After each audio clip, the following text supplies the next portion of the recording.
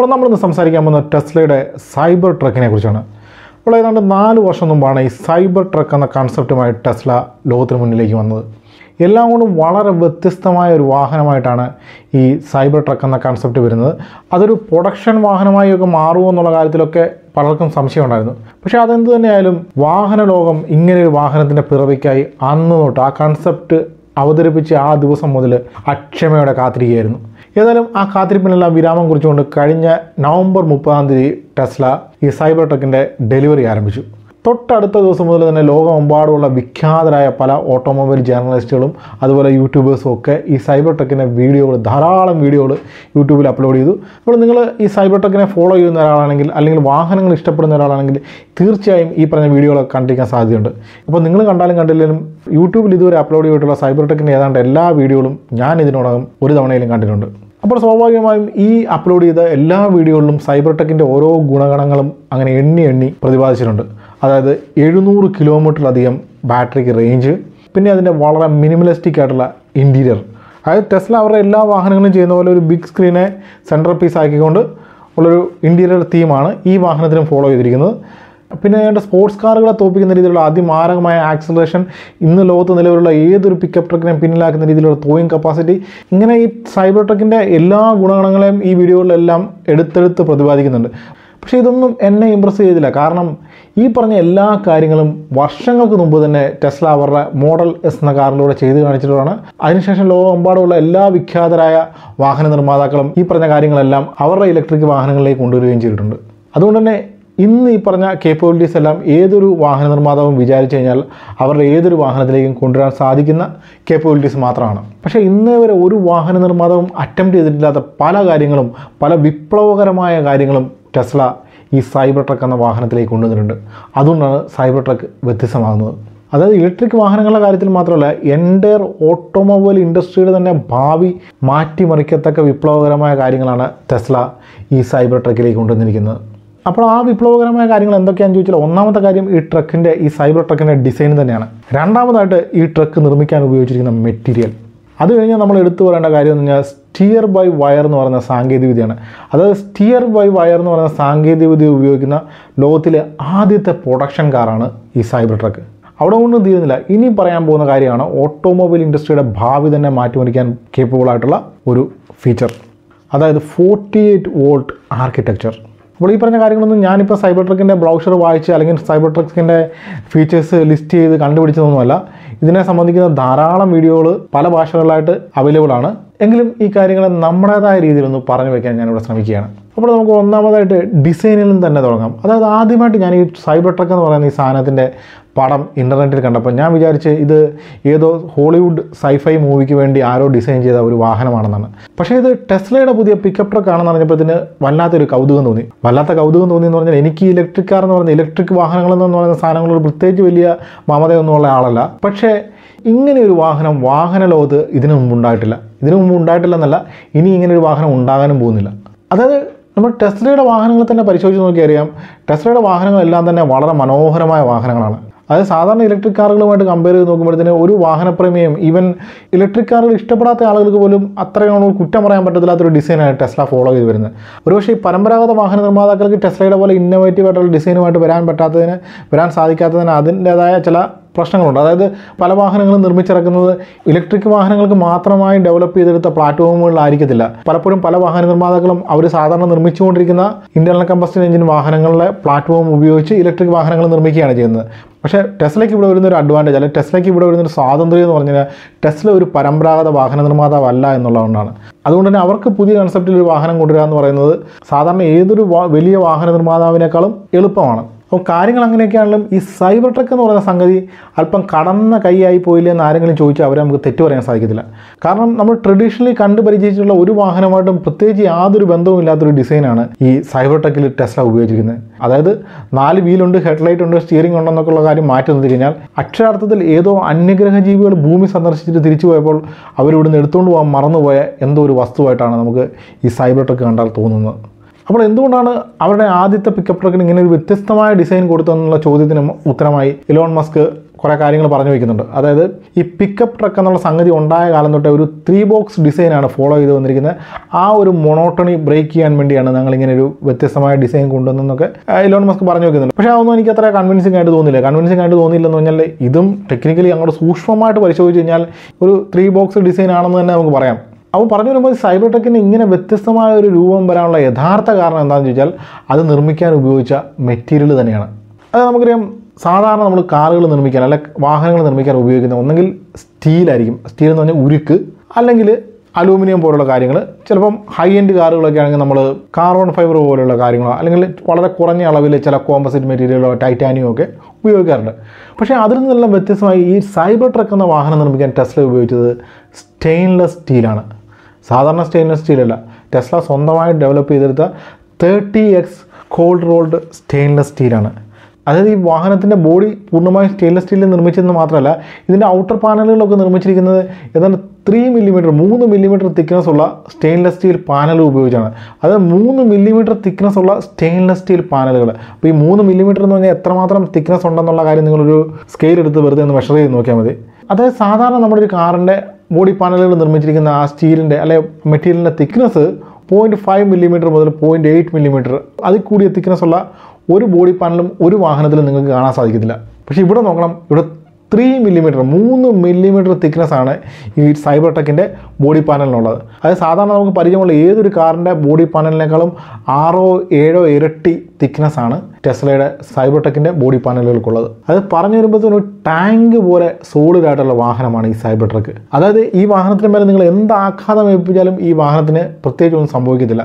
ആഘാതം എന്ന് പറഞ്ഞാൽ തോക്കെടുത്ത് വെടിവെച്ചാൽ പോലും ഒന്നും സംഭവിക്കത്തില്ലെന്നാണ് ടെസ്ല അവകാശപ്പെടുന്നത്. അത് ടെസ്ല ടൊമ്മി ഗൺ പോലുള്ള സബ്മെഷീൻ ഗണ്ണുകൾ ഉപയോഗിച്ച് ഇതിൻ്റെ ഫയർ ചെയ്തിട്ട ആ ബുള്ളറ്റുകൾ ചളങ്ങിപ്പോകുന്ന വീഡിയോകളൊക്കെ ടെസ്ലയുടെ വെബ്സൈറ്റിലും മറ്റുമൊക്കെ നിങ്ങൾക്ക് കാണാൻ സാധിക്കും. അപ്പോൾ ഈ പറഞ്ഞ രീതിയിൽ ഇത്രയും തിക്കായിട്ടുള്ള സോളിഡ് സ്റ്റെയിൻലെസ് സ്റ്റീൽ ഉപയോഗിച്ചതുകൊണ്ട് ടെസ്ലയ്ക്ക് ടാങ്ക് പോലെ സോളിഡ് ആയിട്ടുള്ള ഒരു പിക്കപ്പ് ട്രക്ക് നിർമ്മിക്കാൻ സാധിച്ചു. പക്ഷേ ഈ സ്റ്റെയിൻലെസ് സ്റ്റീൽ, ഇത്രയും തിക്നെസ് ഉള്ള ഈ സ്റ്റെയിൻലെസ് സ്റ്റീൽ ടെസ്ലയ്ക്ക് മുന്നിലേക്ക് ഇതിനു മുമ്പ് ഒരു വാഹന നിർമ്മാതാവും അഭിമുഖീകരിച്ചിട്ടില്ലാത്ത രീതിയിലുള്ള ചലഞ്ചുകളാണ് കൊണ്ടുവന്നത്. ഈ ചലഞ്ചുകൾ, ഈ പ്രോബ്ലങ്ങളെ അതിജീവിക്കാൻ ടെസ്ല കണ്ടെത്തിയ സൊല്യൂഷനാണ് ഈ വാഹനത്തിൻ്റെ വ്യത്യസ്തമായ ഡിസൈൻ. അതായത് ഈ സ്റ്റെയിൻലെസ് സ്റ്റീൽ എന്ന് പറയുന്ന സാധനം ഹൈലി ഇലാസ്റ്റിക് ആയിട്ടുള്ള ഒരു മെറ്റീരിയൽ ആണെന്നുള്ള കാര്യം നമ്മൾ സ്കൂൾ തലത്തിൽ തന്നെ പഠിക്കുന്നതാണ്. അപ്പോൾ ഇലാസ്റ്റിസിറ്റി എന്ന് പറയുന്ന ആ പ്രോപ്പർട്ടി എന്താണെന്ന് നിങ്ങൾക്ക് അറിയാമെന്ന് ഞാൻ വിശ്വസിക്കുന്നുണ്ട്. അപ്പോൾ ഈ സംഭവം എന്താണെന്ന് വെച്ചാൽ നമ്മൾ ഒരു വസ്തുവിനെ പിടിച്ച് ബലം പ്രയോഗിച്ച് ബെൻഡ് ചെയ്യുന്നു. ആ ബലം നമ്മൾ റിലീസ് ചെയ്യുമ്പോഴത്തേന് ആ വസ്തു പൂർവ്വസ്ഥിതിയിലേക്ക് വരികയാണെങ്കിൽ അതിനെ നമ്മൾ ഇലാസ്റ്റിക് എന്ന് വിളിക്കും. അത് ഒടിഞ്ഞു പോവുകയാണെങ്കിൽ നമ്മളതിനെ ബ്രിട്ടിൽ എന്ന് വിളിക്കും. അത് ആ വളച്ച് വെച്ച രീതിയിൽ തന്നെ ഇരിക്കുകയാണെങ്കിൽ അതിനെ പ്ലാസ്റ്റിക് എന്ന് പറയും. ഇങ്ങനെയാണ് നമ്മൾ വസ്തുക്കളുടെ ഇലാസ്റ്റിസിറ്റി എന്ന് പറയുന്ന പ്രോപ്പർട്ടി കണക്കാക്കുന്നത്. ഇത് നമ്മൾ സ്കൂൾ തലത്തിൽ തന്നെ പഠിക്കുന്ന കാര്യമാണ്. അപ്പോൾ അതിനെക്കുറിച്ച് ഞാൻ കൂടുതൽ വിശദമായിട്ടൊന്നും പറയുന്നില്ല. അപ്പോൾ ഈ സ്റ്റീൽ എന്ന് പറയുന്ന സാധനം ഹൈലി ഇലാസ്റ്റിക് ആണ്. അപ്പോൾ നമ്മൾ അതിലേക്ക് ബലം കൊടുത്ത് അതിനെ ബെൻഡ് ചെയ്യാൻ ശ്രമിച്ചു കഴിഞ്ഞാൽ ഈ ബലം റിലീസ് ചെയ്ത ഉടനെ തന്നെ ഈ സാധനം നിവർന്ന് പഴയ പടിയിലേക്ക് വരും. അതായത് ഇവിടെ ടെസ്ല ഉപയോഗിച്ചിരിക്കുന്നത് എന്താണ്, 3 മില്ലിമീറ്റർ തിക്നെസ് ഉള്ള കോൾഡ് റോൾഡ് സോളിഡ് സ്റ്റെയിൻലെസ് സ്റ്റീലാണ്. അതുകൊണ്ടൊന്നും പ്രശ്നം എന്താണ്, സാധാരണ കാറുകളിലുള്ള പോലുള്ള മനോഹരമായ ക്രീസുകളും കേർവുകളും ഒന്നും ഈ സോളിഡ് സ്റ്റീൽ പാനലിലേക്ക് സ്റ്റാമ്പിംഗ് പ്രസ്സുകൾ പോലുള്ള കാര്യങ്ങൾ ഉപയോഗിച്ച് സ്റ്റാമ്പ് ചെയ്ത് ഉണ്ടാക്കാൻ സാധിക്കത്തില്ല. ആ ഒരു പ്രശ്നം കൊണ്ടാണ്, ഈ മെറ്റീരിയൽ ഇമ്പോസ് ചെയ്ത ഈ ലിമിറ്റേഷൻ കൊണ്ടാണ് സൈബർ ട്രക്കിൻ്റെ ഡിസൈൻ ഇങ്ങനെ ഒരു സോളിഡ് മെറ്റാലിക് പീസ് പോലെ ഇരിക്കുന്നത്. പക്ഷേ ഈ വാഹനത്തിൻ്റെ മുൻവശത്തും സൈഡിലും ഒക്കെ ആയിട്ട് 1-2 ക്രീസുകളും കേർവുകളും ഒക്കെ നമുക്ക് കാണാൻ സാധിക്കും. ഈ 2-3 ലൈനുകൾ പോലും ഈ വണ്ടിയിലേക്ക് കൊണ്ടുവരാൻ ടെസ്ല നന്നായി ബുദ്ധിമുട്ടിയെന്ന് വേണം പറയാൻ. അപ്പോൾ അതെങ്ങനെയാണ് ടെസ്ല കൊണ്ടുവന്ന് ചോദിച്ചു കഴിഞ്ഞാൽ, ഇപ്പോൾ നമുക്കൊരു 30 ഡിഗ്രി ആംഗിളിലുള്ളൊരു ബെൻഡാണ് വേണ്ടതെങ്കിൽ ടെസ്ല എന്ത് ചെയ്യുമെന്ന് ചോദിച്ചാൽ 50 ഡിഗ്രി 60 ഡിഗ്രി ആംഗിളിലേക്ക് ഇതിനെ അങ്ങ് ബെൻഡ് ചെയ്യും. അങ്ങനെ ബെൻഡ് ചെയ്തിട്ട് പ്രഷർ റിലീസ് ചെയ്യുമ്പോഴത്തേന് ഇതൊരു ഏകദേശം ഒരു 30 ഡിഗ്രിയിൽ വന്ന് നിൽക്കും. അങ്ങനെയാണ് ഈ പറഞ്ഞ രീതിയിലുള്ള ക്രീസുകൾ ഇതിലേക്ക് കൊണ്ടുവന്നത്. അപ്പോൾ അങ്ങനെ ബെൻഡ് ചെയ്ത് വളവുകളും ക്രീസുകളും ഒക്കെ ഉണ്ടാക്കുമ്പോൾ പ്രശ്നം എന്താണെന്ന് വെച്ചാൽ ഒരു ഈവൻ റിസൾട്ട് ആയിരിക്കില്ല നമുക്ക് കിട്ടുന്നത്. അതുകൊണ്ട് തന്നെ ഈ സൈബർ ട്രക്ക് റിവ്യൂ ചെയ്ത പലരും പറയുന്നത് വെച്ചാൽ ഇതിൻ്റെ മുന്നിലും സൈഡുകളിലും ഒക്കെ വളരെ ഷാർപ്പ് എഡ്ജുകളും അൺഈവൻ ആയിട്ടുള്ള പാനൽ ഗ്യാപ്പുകളും ഒക്കെ കാണാൻ സാധിക്കുമെന്നാണ്. അപ്പോൾ ഈ ഡിസൈനിങ്ങിൽ വന്ന ലിമിറ്റേഷൻസ് മാത്രമല്ല, ഇത്രയും സോൾഡ് ആയിട്ടുള്ള ഒരു മെറ്റീരിയൽ ഉപയോഗിക്കുമ്പോൾ അത് വാഹനത്തിൻ്റെ സേഫ്റ്റിയെയും സാരമായി ബാധിക്കാൻ സാധ്യതയുണ്ട്. ഒന്നാമത്തെ കാര്യം, ഇത്രയും സോൾഡ് ആയിട്ടുള്ള വണ്ടി എന്ന് വഴിയെ പോകുന്ന മറ്റേതെങ്കിലും ഒരു വണ്ടിക്കിട്ടോ അല്ലെങ്കിൽ കാൽനട യാത്രക്കാർക്കിട്ടോ വല്ലോ ഇടിച്ചു കഴിഞ്ഞാൽ എന്ത് സംഭവിക്കും എന്നുള്ള കാര്യം ഞാൻ എടുത്തു പറയേണ്ടതില്ലല്ലോ. അപ്പോൾ അങ്ങനെ ഇടി നടന്നു കഴിഞ്ഞാൽ ഇടി കൊള്ളുന്നവർക്ക് മാത്രമല്ല, വാഹനത്തിനകത്തിരിക്കുന്നവരെയും ഈ ഇടി സാരമായി ബാധിക്കും. അതായത് ഇന്നുള്ള മോഡേൺ വാഹനങ്ങളിലുള്ള ഏറ്റവും ഇമ്പോർട്ടൻ്റ് ആയിട്ടുള്ള ഒരു സേഫ്റ്റി ഫീച്ചറാണ് ക്രംബിൾ സോണുകൾ. അതായത് നമ്മൾ ഈ ആധുനിക വാഹനങ്ങൾ ഇടിച്ചു കിടക്കുന്ന ഫോട്ടോകളൊക്കെ നിങ്ങൾ ശ്രദ്ധിച്ച് നോക്കിയറിയാം. ഈ വാഹനങ്ങളൊക്കെ മുൻഭാഗം പൂർണ്ണമായും തകർന്ന രീതിയിലൊക്കെ ആയിരിക്കും പലപ്പോഴും കാണുന്നത്. അപ്പം ഇത് കണ്ടിട്ട് നമ്മുടെ പഴയ വാഹനപ്രേമികൾ പറയും പണ്ടുള്ള അംബാസഡർ കാർ ഉണ്ടായിരുന്നു അല്ലെങ്കിൽ മറ്റേ കാർ ഉണ്ടായിരുന്നു, ഇതൊന്ന് ഇടിച്ചു കഴിഞ്ഞാൽ വണ്ടിക്ക് യാതൊരു കുഴപ്പവും പറ്റത്തില്ല, ഇന്നുള്ള വണ്ടി ഒന്ന് ഇടിച്ചു കഴിഞ്ഞാൽ പപ്പടം പോലെ പൊടിഞ്ഞു പോകുമെന്ന് പറയും. പക്ഷേ ഈ മുൻഭാഗം ഇങ്ങനെ പപ്പടം പോലെ പൊടിഞ്ഞു പോകുന്നതിൻ്റെ കാരണം അതൊരു സേഫ്റ്റി മെക്കാനിസമായിട്ട് വെച്ചിരിക്കുന്നതാണ്. അതിനെ നമ്മൾ ക്രംബിൾ സോൺ എന്നാണ് പറയുന്നത്. അപ്പോൾ ഇങ്ങനെ ശക്തമായ വാഹനം ചെന്നിരിക്കുമ്പോൾ ഈ മുൻഭാഗം തകർന്നു പോയില്ലെങ്കിൽ ഈ ഇടിയുടെ ആഘാതം അതേപടി ക്യാബിനുള്ളിലേക്ക് വരികയും ക്യാബിനുള്ളിലിരിക്കുന്ന പാസഞ്ചേഴ്സിനെ അല്ലെങ്കിൽ ഡ്രൈവർ അടക്കമുള്ള പാസഞ്ചേഴ്സിനെ ഈ ആഘാതം വളരെ സാരമായ പ്രഹരം ഏൽപ്പിക്കുകയും ചെയ്യും. അപ്പോൾ ഇത്രയും സോളിഡ് സ്റ്റെയിൻലെസ് സ്റ്റീൽ ഉപയോഗിച്ച് നിർമ്മിക്കുന്ന ഈ സൈബർ ട്രക്കിലേക്ക് ക്രംബിൾ സോണുകൾ പോലുള്ള സേഫ്റ്റി ഫീച്ചേഴ്സ് കൊണ്ടുവരുന്നത് എത്ര കണ്ട് പ്രാക്ടിക്കലാണെന്ന് എനിക്കറിയില്ല. ഒരുപക്ഷെ ടെസ്ലയുടെ എഞ്ചിനീയേഴ്സ് ഈ കാര്യങ്ങളൊക്കെ കാലകൂട്ടി കണ്ടിട്ടുണ്ടെങ്കിൽ അതിനുള്ള സൊല്യൂഷനും അവർ ആ വണ്ടിയിൽ കൊടുത്തിട്ടുണ്ടെങ്കിൽ, പക്ഷേ പല ഓട്ടോമൊബൈൽ ജേർണലിസ്റ്റുകളും പല ഓട്ടോമൊബൈൽ വിദഗ്ധന്മാർ ഈ പറഞ്ഞ കാര്യം ഒരു സംശയമായിട്ട് മുന്നോട്ട് വയ്ക്കുന്നുണ്ട്. അത് തന്നെയല്ല ഈ യൂറോ എൻകാപ്പ് പോലുള്ള സേഫ്റ്റി നോംസിൻ്റെ അടിസ്ഥാനത്തിലുള്ളൊരു ക്രാഷ് ടെസ്റ്റ് ഈ സൈബർ ട്രക്കിൻ്റെ കാര്യത്തിൽ ഇതുവരെ നടത്തിയിട്ടുള്ളതായിട്ട് അറിവില്ല. അപ്പം ഡിസൈൻ്റെ കാര്യത്തിലും ഈ വാഹനം നിർമ്മിക്കാൻ ഉപയോഗിച്ച മെറ്റീരിയലിൻ്റെ കാര്യത്തിലൊക്കെ പോസിറ്റീവും നെഗറ്റീവുമായിട്ടുള്ള പല ആർഗ്യുമെൻറ്റുകളും നിലവിലുണ്ടെങ്കിലും വാഹന ലോകത്തെ അതിശയിപ്പിക്കുന്ന ഒരു കാര്യം സൈബർ ടെക്കിലൂടെ ലോകത്തിന് മുന്നിൽ അവതരിപ്പിക്കാൻ ടെസ്ലയ്ക്ക് സാധിച്ചു. ഇത് എല്ലാ അർത്ഥത്തിലും ഓട്ടോമൊബൈൽ ഇൻഡസ്ട്രിയുടെ ഭാവി തന്നെ മാറ്റിമറിക്കാൻ കേപ്പബിൾ ആയിട്ടുള്ളൊരു കാര്യമാണ്. അപ്പോൾ ഇതെന്ത് തേങ്ങയാടോ എന്നാണ് നിങ്ങളുടെ ചോദ്യമെങ്കിൽ ഞാനതിനെ ഒന്ന് സിമ്പിളായിട്ട് വിശദീകരിക്കാൻ ശ്രമിക്കാം. അതായത് നമുക്ക് ഇന്നും നിലവിലുള്ള എല്ലാ മോഡേൺ കാറിലും ധാരാളം ഇലക്ട്രിക്കൽ സിസ്റ്റംസും ഇലക്ട്രോണിക് സിസ്റ്റംസും ഒക്കെ ഉണ്ട്. ഇവയ്ക്ക് പവർ നൽകുന്ന അല്ലെങ്കിൽ ഇവയിലേക്ക് ഡേറ്റ ട്രാൻസ്ഫർ ചെയ്യുന്ന വലിയ കേബിൾ നെറ്റ്വർക്ക് തന്നെ വണ്ടിക്കകത്തുണ്ട്. ഇതിനെ നമ്മൾ വയറിംഗ് ഹാർനസ് അല്ലെങ്കിൽ ഇലക്ട്രിക്കൽ ഹാർനസ് എന്നൊക്കെയാണ് വിളിക്കുന്നത്. ഈ സാധനം അഴിച്ചിട്ട് നമ്മൾ നിവർത്തി നോക്കിക്കഴിഞ്ഞാൽ ഏതാണ്ട് കിലോമീറ്റർ കണക്കിന് നീളം ഉണ്ടാകുമെന്നൊക്കെയാണ് വിദഗ്ധർ അഭിപ്രായപ്പെടുന്നത്. തന്നെയുമല്ല കാലം മുന്നോട്ട് പോകുന്നതനുസരിച്ച് ഇതിൻ്റെ വലിപ്പം ഇങ്ങനെ കൂടിക്കൂടി വരികയാണ്. നമ്മളിങ്ങനെ ആവശ്യമുള്ളതും അനാവശ്യമായിട്ടുള്ള ധാരാളം ഫീച്ചേഴ്സാണ് വാഹനങ്ങളിലേക്ക് ഇങ്ങനെ കൊണ്ടുവന്നുകൊണ്ടിരിക്കുന്നത്. ഇതിനെല്ലാം പവർ നൽകാൻ വേണ്ടി നമുക്ക് കേബിൾ വേണം, അതിലേക്കെല്ലാം ഡേറ്റ കൊടുക്കാൻ വേണ്ടി നമുക്ക് കേബിൾ വേണം. അപ്പോൾ ഈ കേബിളിൻ്റെ ഈ വയറിംഗ് ഹാർനസിൻ്റെ വലിപ്പം അല്ലെ ഭാരം അല്ലെ നീളം ഇങ്ങനെ കൂടിക്കൂടി വരുമ്പോൾ എന്ത് സംഭവിക്കും? ഇത് സ്വാഭാവികമായിട്ടും വാഹനത്തിൻ്റെ ഭാരത്തിൻ്റെ ഒരു നല്ല പെർസെൻറ്റേജ് ആയിട്ട് മാറും. ഭാരം വർദ്ധിപ്പിക്കുന്നതിന് മാത്രമല്ല വാഹനത്തിൻ്റെ വില കൂടുന്നതിനും ഇത് കാരണമായിട്ട് തീരും. അത് നമ്മൾ ഉപയോഗിക്കുന്നതാണ്. പല ഭാഗങ്ങളും നല്ല ഒന്നാം ചെമ്പ് കമ്പിയാണ് ഉപയോഗിക്കുന്നത്. അപ്പോൾ ചെമ്പെന്ന് പറഞ്ഞാൽ ഈ വാഹനം ഉണ്ടാക്കാൻ ഉപയോഗിക്കുന്ന ഇരുമ്പൊന്നും പോലെയല്ല, നല്ല വിലയുള്ളൊരു സാധനമാണ്. അപ്പോൾ സ്വാഭാവികമായിട്ടും ഇങ്ങനെ വയറിംഗ് ഹാർനസിൻ്റെ വലിപ്പം കൂടുന്നതനുസരിച്ച് വാഹനത്തിൻ്റെ ഭാരവും വാഹനത്തിൻ്റെ വിലയും കൂടാനുള്ള സാധ്യതയുണ്ട്. അപ്പോൾ അതിൻ്റെ മറുവശം എന്താണ്? ഈ വയറിംഗ് ഹാർനസിൻ്റെ വലുപ്പം കുറയ്ക്കുകയാണെങ്കിൽ സ്വാഭാവികമായിട്ടും അത് വാഹനത്തിൻ്റെ ഭാരം കുറയാൻ സഹായിക്കും, അതുപോലെ തന്നെ വാഹനത്തിൻ്റെ വില കുറയാനും സഹായിക്കും. അപ്പോൾ ഈ പറഞ്ഞ കാര്യം സക്സസ്ഫുള്ളി ചെയ്ത് കാണിച്ച ആദ്യ വാഹന നിർമ്മാതാവാണ് ടെസ്ല. അതവർ ചെയ്ത് കാണിച്ചത് ഈ പറഞ്ഞ സൈബർ ട്രക്കിലാണ്. ഇനി അത് എങ്ങനെ ചെയ്തു എന്നുള്ള ചോദ്യത്തിൻ്റെ ഉത്തരമാണ് 48 വാട്ട് ആർക്കിടെക്ചർ. അപ്പോൾ ഈ 48 വാട്ട് ആർക്കിടെക്ചർ എന്താണെന്ന് കൃത്യമായിട്ട് അറിയണമെങ്കിൽ നമ്മൾ ഈ ഓട്ടോമൊബൈൽ ഇൻഡസ്ട്രിയുടെ ചരിത്രം ഒരല്പം അറിയണം. അത് നമുക്കറിയാം, ആദ്യകാലത്ത് ഈ വാഹനങ്ങൾ സ്റ്റാർട്ട് ചെയ്യാൻ ഉപയോഗിച്ചിരുന്നത് ഹാൻഡ് ക്രാങ്കിങ് സിസ്റ്റമാണ്. അത് നമ്മൾ പഴയ ചാർലി ചാപ്ലിൻ്റെ സിനിമകളൊക്കെ കണ്ടാൽ അറിയാം. ഈ ഒരു കമ്പി പോലത്തെ സാധനം വണ്ടിയുടെ മുന്നിലേക്ക് കുത്തി കയറ്റിയിട്ട് ഇങ്ങനെ തിരിച്ച് കറക്കി വണ്ടി സ്റ്റാർട്ട് ചെയ്യുന്നൊരു പരിപാടി. ഇതാണ് ഹാൻഡ് ക്രാങ്കിങ് എന്ന് പറയുന്നത്. അതങ്ങനെയുണ്ട് 1910 ആയപ്പോഴത്തേക്ക് ഈ ഹാൻഡ് ക്രാങ്കിങ് സിസ്റ്റത്തിൻ്റെ സ്ഥാനത്തേക്ക് ഒരു ഇലക്ട്രിക് സ്റ്റാർട്ടർ മോട്ടർ ആരോ ഈ വാഹനത്തിലേക്ക് കൊണ്ടുവന്നു, കാറുകളിലേക്ക് കൊണ്ടുവന്നു. അപ്പം സ്വാഭാവികമായിട്ടും ഈ മോട്ടർ പ്രവർത്തിപ്പിക്കാൻ വേണ്ടി നമുക്ക് ഇലക്ട്രിക്കൽ എനർജി വേണം. അതിനുവേണ്ടി ഒരു 6 വോൾട്ട് ലെഡ് ആസിഡ് ബാറ്ററിയുടെ ഇതിലേക്ക് ഘടിപ്പിച്ചു. അങ്ങനെയാണ് ഈ ബാറ്ററി എന്ന് പറയുന്ന സാധനം വാഹനങ്ങളിലേക്ക് ആദ്യമായിട്ട് വരുന്നത് 1910. തുടർന്ന് കാറിലേക്ക് ഹെഡ്ലൈറ്റ്, ടെയിൽ ലൈറ്റ്, ഇൻഡിക്കേറ്റർ അങ്ങനെ പല പല ഇലക്ട്രിക്കൽ സിസ്റ്റങ്ങളും കടന്നു വരാൻ തുടങ്ങി. അങ്ങനെ കടന്നു വന്ന് 1950 ആയപ്പോഴത്തേന് ഈ 6 വോൾട്ടുള്ള ബാറ്ററി ഉപയോഗിച്ച് ഈ കാറ് പ്രവർത്തിക്കാൻ പറ്റാത്തൊരവസ്ഥയിലേക്ക് വന്നു. അതായത് എഞ്ചിൻ്റെ കംപ്രഷനൊക്കെ അതുപോലെ അങ്ങോട്ട് വർദ്ധിച്ചു. 6 വോൾട്ടുള്ള ബാറ്ററി ഉപയോഗിച്ച് അടിച്ചു കഴിഞ്ഞാൽ എഞ്ചിൻ സ്റ്റാർട്ടാകാത്ത അവസ്ഥയിലേക്ക് വന്നു. അതോടെ ഈ ബാറ്ററിയുടെ വാട്ട് വർദ്ധിപ്പിച്ച് 12 വാട്ട് ബാറ്ററിയാക്കി മാറ്റി. അതായത് ടെക്നിക്കലി പറയുകയാണെങ്കിൽ ഒരു 6 വാട്ട് ആർക്കിടെക്ചറിൽ നിന്നും വാഹന ലോകം 1952 12 വാട്ട് ആർക്കിടെക്ചറിലേക്ക് മാറി. അവിടുന്ന് ഈ 1952 മുതൽ ഇന്നേ ദിവസം വരെ എല്ലാ വാഹനങ്ങളും നമ്മൾ ഉപയോഗിക്കുന്നത് 12 വാട്ട് ആർക്കിടെക്ചർ തന്നെയാണ്.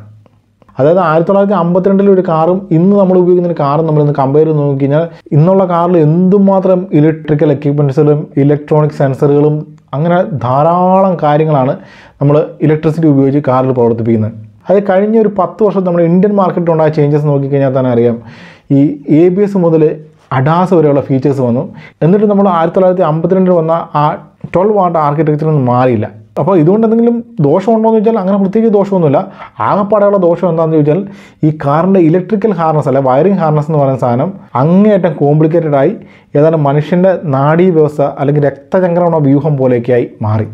അപ്പോൾ ഇതിൻ്റെ പരിണിത ഫലം എന്താണെന്ന് ചോദിച്ചാൽ ഇത് കാറിൻ്റെ വിലയും ഭാരവും ഒക്കെ വർദ്ധിക്കാൻ കാരണമാകും. അപ്പോൾ ഇതിന് ടെസ്ല കണ്ട പരിഹാരമാണ്, ഈ വയറിംഗ് ഹാർനസിൻ്റെ വലിപ്പം കുറയ്ക്കാൻ വേണ്ടി ടെസ്ല കണ്ട പരിഹാരമാണ് ഈ 48 വാട്ട് ആർക്കിടെക്ചർ. അതായത് സംഭവം പ്രത്യേകിച്ച് ഒന്നുമില്ല, ഈ 12 വാട്ട് എന്ന് പറയുന്ന ബാറ്ററിയിൽ നിന്നും ടെസ്ല 48 ബാറ്ററിയിലേക്ക് ഒരു ചാട്ടം അങ്ങ് നടത്തി. അപ്പോൾ ഈ വയറിംഗ് ഹാർനസിൻ്റെ വലിപ്പവും ഭാരവും ബാറ്ററിയുടെ വോൾട്ട് തമ്മിൽ എന്താണ് ബന്ധമെന്ന് ചോദിച്ചു കഴിഞ്ഞാൽ അതറിയണമെങ്കിൽ അല്പം ഫിസിക്സ് അറിയണം. അതായത് ഈ ഇലക്ട്രിക്കൽ പവർ എന്ന് പറഞ്ഞു കഴിഞ്ഞാൽ അത് കറണ്ടിൻ്റെയും വോൾട്ടേജിൻ്റെയും ഗുണിതമാണ്. അതായത് നമ്മൾ ഇതിനെ ഒരു സമവാക്യമായിട്ട് അല്ലെങ്കിൽ ഒരു ഇക്വേഷനായിട്ട് എഴുതുവാണെങ്കിൽ ഇങ്ങനെ എഴുതാം. പി പവർ എന്ന് പറഞ്ഞു കഴിഞ്ഞാൽ I ഇൻറ്റു വി. ഇവിടെ പി എന്ന് പറഞ്ഞാൽ പവർ, ഐ എന്ന് പറഞ്ഞാൽ കറണ്ട്, വി എന്ന് പറഞ്ഞാൽ വോൾട്ടേജ്. അൾട്ടിമേറ്റ്ലി നമുക്ക് ഈ കാറിലുള്ള ഇലക്ട്രിക്കൽ ഉപകരണങ്ങൾ അല്ലെങ്കിൽ ഇലക്ട്രോണിക് സെൻസറുകളൊക്കെ പ്രവർത്തിപ്പിക്കാൻ വേണ്ടത് എന്താണ്? ഇലക്ട്രിക്കൽ പവറാണ്.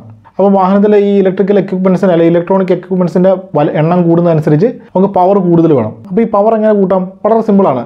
Power P = I into V. അപ്പോൾ ഇവിടെ ഐ എന്ന് പറയുന്ന കറണ്ടോ വി എന്ന് പറയുന്ന വോൾട്ടേജോ കൂട്ടിയാൽ പവർ സ്വാഭാവികമായിട്ട് വർദ്ധിക്കും.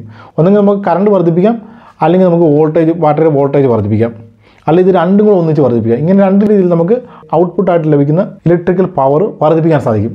പക്ഷേ 1952 മുതൽ നമ്മൾ ഇങ്ങോട്ട് ഇന്ന് വരെ 12 വോൾട്ട് ബാറ്ററിയാണ് നമ്മൾ ഉപയോഗിച്ചുകൊണ്ടിരിക്കുന്നത്. സ്വാഭാവികമായിട്ട് നമ്മൾ ഈ ഇലക്ട്രിക്കൽ പവർ കൂട്ടാൻ വേണ്ടി നമ്മളിവിടെ വർദ്ധിപ്പിക്കുന്നത് കറണ്ടാണ്.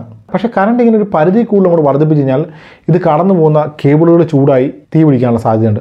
അതായത് ഒരു ചാലകത്തിലൂടെ കേബിളിലൂടെ വൈദ്യുതി ട്രാൻസ്മിറ്റ് ചെയ്യുമ്പോൾ ഉണ്ടാകുന്ന ഹീറ്റും കറണ്ടും നേർ അനുപാതത്തിലാണ്. അതിനും ഇക്വേഷൻ ഉണ്ട്, H = I²RT എന്ന് പറയും. ഇവിടെ H എന്ന് പറഞ്ഞാൽ ഹീറ്റാണ്, I എന്ന് പറഞ്ഞാൽ നമ്മൾ ഓൾറെഡി പറഞ്ഞു കറണ്ടാണ്, R എന്ന് പറഞ്ഞാൽ റെസിസ്റ്റൻസ്, T ടൈം. അത് കറണ്ട് എത്രമാത്രം വർദ്ധിക്കുന്നോ അതിൻ്റെ ഇരട്ടി അളവ് ചൂടും ഉണ്ടാവും അവിടെ. അതാണ് നമ്മൾ ഇക്വേഷൻ കാണിക്കുന്നത്. അപ്പോൾ ചൂട് കുറയ്ക്കാൻ വേണ്ടി നമ്മൾ ഇക്വേഷൻ്റെ ഭാഗമായിട്ടുള്ള R എന്ന് പറയുന്ന റെസിസ്റ്റൻസ് കുറയ്ക്കും. റെസിസ്റ്റൻസ് കുറയ്ക്കാനുള്ള ഒരേ ഒരു വഴി എന്ന് പറഞ്ഞാൽ കേബിളിൻ്റെ തിക്നെസ്, കേബിളിൻ്റെ വലിപ്പം കൂട്ടുക എന്നുള്ളതാണ്. അതുകൊണ്ട് നമ്മൾ എത്രമാത്രം കറണ്ട് വർദ്ധിപ്പിക്കുന്നു അത്രമാത്രം വലിയ കേബിൾ ഉപയോഗിക്കേണ്ടതായിട്ട് വരും. സ്വാഭാവികമായിട്ടും ഇത് വയറിംഗ് ഹാർനസിൻ്റെ ഭാരം വർദ്ധിപ്പിക്കും. ഭാരമായിട്ട് വർദ്ധിക്കുന്നത് കോപ്പർ കേബിളാണ്. അത് വണ്ടിയുടെ വില കൂടാനും കാരണമായിട്ട് മാറും. അപ്പോൾ അങ്ങനെ 1950 മുതൽ ഇങ്ങനെ ഭാരം വർദ്ധിച്ച് കൊഴുത്ത് തടിച്ച വയറിംഗ് ഹാർനസിൻ്റെ പൊണ്ണത്തടിക്ക് ടെസ്ല കൊണ്ടുവന്ന ഒരു ഒറ്റ മൂല്യമാണ് 48 വോൾട്ട് ആർക്കിടെക്ചർ. അത് നമ്മൾ പവറിൻ്റെ ഇക്വേഷൻ പറയുന്നതാണ് P = IV. അതായത് ഇവിടെ ടെസ്ല ബാറ്ററിയുടെ വോൾട്ടേജ് 12 വോൾട്ടിൽ നിന്ന് 4 മടങ്ങായിട്ട് വർദ്ധിപ്പിക്കുകയാണ്. അപ്പോൾ സ്വാഭാവികമായിട്ട് ഉപയോഗിച്ചുകൊണ്ടിരിക്കുന്ന കറണ്ട് 4 മടങ്ങായിട്ടും കുറയും. 4 മടങ്ങായിട്ട് കറണ്ട് കുറയുന്നതനുസരിച്ച് വയറിംഗ് ഹാർനസിൻ്റെ വലിപ്പം കുറയും, ഭാരം കുറയും, പിന്നെ സ്വാഭാവികമായിട്ട് ചൂടും കുറയും. അതായത് H = I²RT എന്നാണല്ലോ നമ്മുടെ ഇക്വേഷൻ. പിന്നെ ഇത്രയും കുറവുകൾ സംഭവിക്കാൻ വണ്ടിയുടെ ഭാരവും കുറയേണ്ടതാണ്.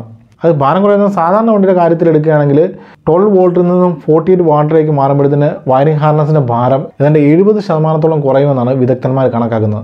അപ്പോൾ ഇത്രയും പ്രയോജനം ചെയ്യുന്നൊരു കാര്യമായിട്ടും എന്തുകൊണ്ടാണ് ഇതുവരെ ഓരോ ഓട്ടോമൊബൈൽ കമ്പനിയും ഇങ്ങനെ ഒരു കാര്യം അറ്റംപ്റ്റ് ചെയ്യാനെന്നാണ് നിങ്ങളുടെ ചോദ്യമെങ്കിൽ, അതായത് ഇവിടെ വലിയ റോക്കറ്റ് സയൻസ് ഒന്നുമില്ല, വളരെ സിമ്പിൾ ഫിസിക്സാണ് നമ്മളിവിടെ പറഞ്ഞു വെച്ചത്.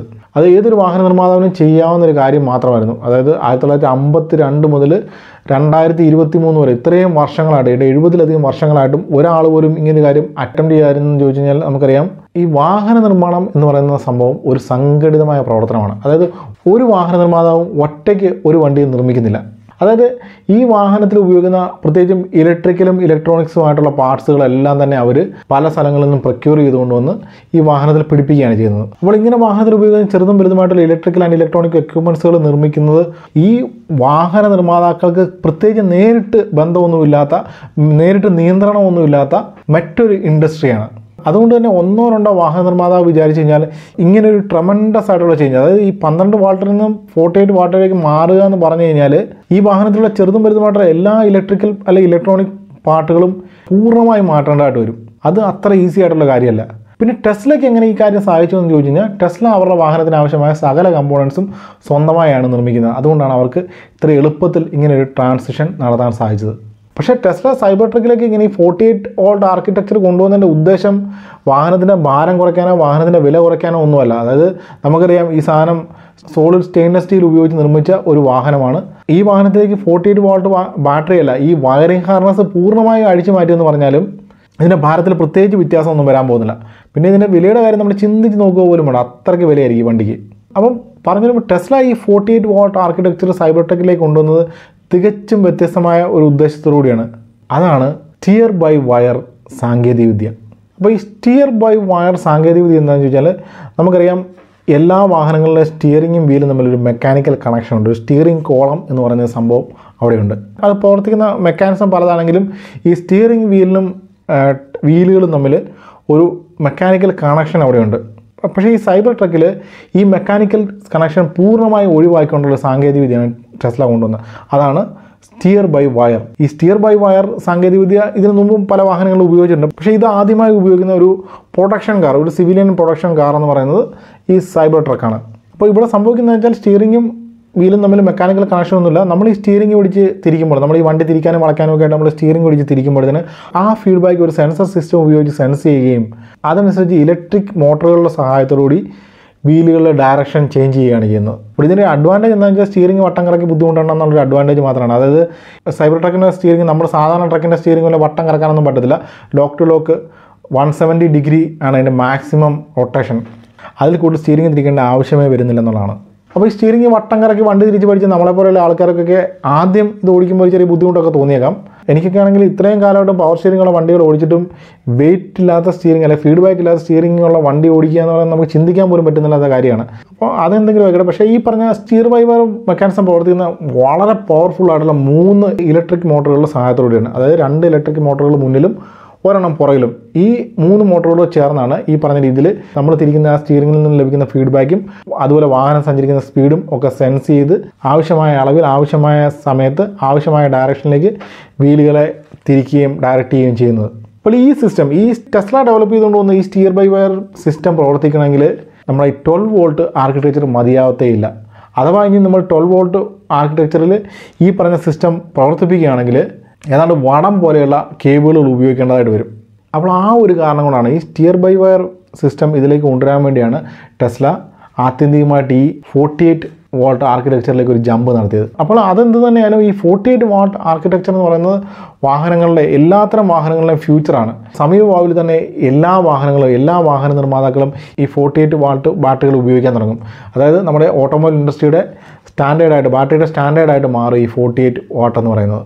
അങ്ങനെ ഒരു മാറ്റം ഈ കാലഘട്ടത്തിന് തന്നെ ഒരു അനിവാര്യതയാണ്. അപ്പോൾ ഈ പറഞ്ഞ കാര്യങ്ങളൊക്കെയാണ് ഞാൻ സൈബർ ട്രക്കിൻ്റെ വീഡിയോകൾ കണ്ടപ്പോൾ ഞാൻ നോട്ടീസ് ചെയ്ത ചില പോയിന്റുകൾ. അപ്പോൾ സൈബർ ട്രക്കിനെ സംബന്ധിക്കുന്ന വിശദമായ റിവ്യൂകളൊക്കെ നമ്മുടെ മലയാളത്തിലെ വളരെ വിദഗ്ധരായ ഓട്ടോമൊബൈൽ ജീനിയസുകളൊക്കെ സമീപഭാവിയിൽ തന്നെ ചെയ്യുമെന്നാണ് എൻ്റെ ഒരു വിശ്വാസം. അപ്പോൾ അവിടെ വരുന്നൊരു വലിയ ചോദ്യം എന്താണെന്ന് വെച്ചാൽ ഈ സൈബർ ട്രക്ക് ഇന്ത്യയിലേക്ക് വരുമോ എന്നുള്ളതാണ്. അങ്ങനെയൊക്കെ ചോദിച്ചു കഴിഞ്ഞാൽ നമ്മുടെ ടെസ്ലയും ഇലോൺ മസ്കും കൂടെ ചേർന്ന് ഈ സൈബർ ട്രക്ക് ഇന്ത്യയിലേക്ക് കൊണ്ടുവന്നാലും നമ്മുടെ ചില വാഹന നിർമ്മാതാക്കൾ ഈ വണ്ടി വഴിയിലിറക്കാൻ സമ്മതിക്കുമെന്ന് എനിക്ക് തോന്നുന്നില്ല. അതിന് കാരണം നമ്മുടെ നിരത്തുകളിൽ ധാരാളമായി കാണുന്ന പല വാഹനങ്ങളിലും ഈ സൈബർ ട്രക്ക് എന്ന് ഇടിച്ചു കഴിഞ്ഞാൽ അത് ആ നിമിഷം ഇഹലോകവാസം വെടിയെന്നുള്ള കാര്യം ഉറപ്പാണ്. അപ്പോൾ ഈ പറഞ്ഞ സൈബർ ട്രക്കിൽ ഞാൻ കണ്ട ചില വിശേഷങ്ങൾ അപ്പോൾ തൽക്കാലം ഈ വീഡിയോയുടെ അവസാനിപ്പിക്കുകയാണ്. വീഡിയോ എല്ലാവർക്കും ഇഷ്ടപ്പെട്ടായിട്ട് കരുതുന്നു. അപ്പോൾ ഇതിലും ഇൻട്രസ്റ്റിംഗ് ആയ, ഇതിലും ഇൻഫോർമേറ്റീവായ മറ്റൊരു വീഡിയോ ആയിട്ട് വീണ്ടും കാണാം. അതുവരെ ബൈ.